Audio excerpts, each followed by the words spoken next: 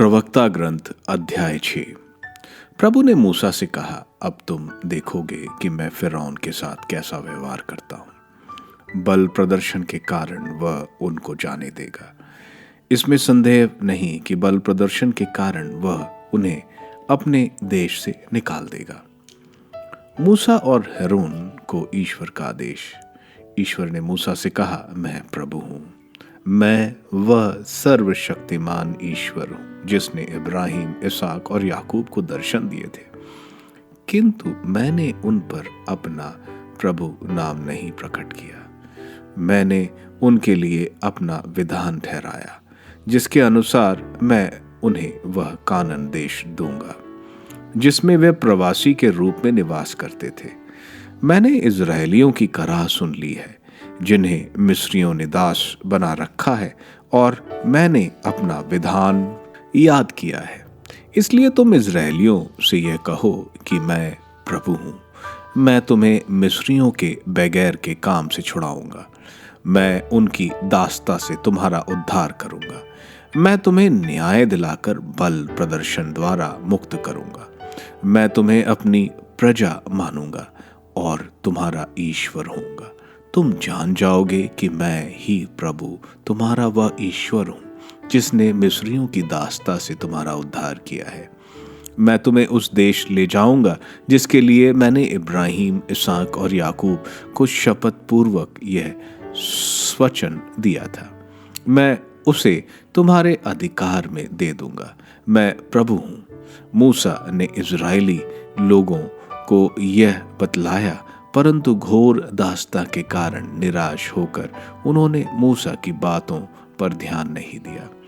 प्रभु ने मूसा से कहा, तुम मिस्र के राजा फिरौन के पास जाकर कहो, इजरायलियों को अपने देश से बाहर जाने दो।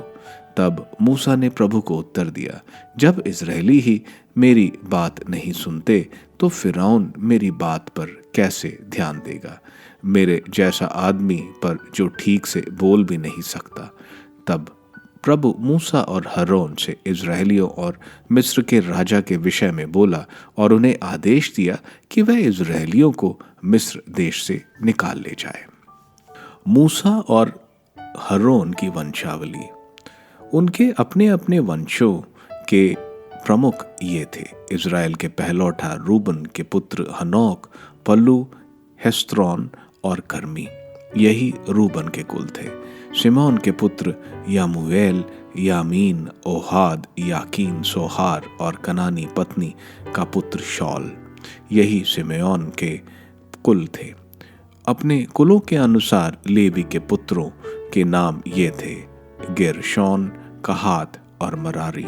लेवी 147 वर्ष तक जीवित रहा। अपने कुलों के अनुसार गेरशोन के ये पुत्र थे, लिबनी और शिमाई। कहात के ये पुत्र थे, अमराम, यिस्राय, हेब्रोन और उजिएल। कहात 147 वर्ष तक जीवित रहा।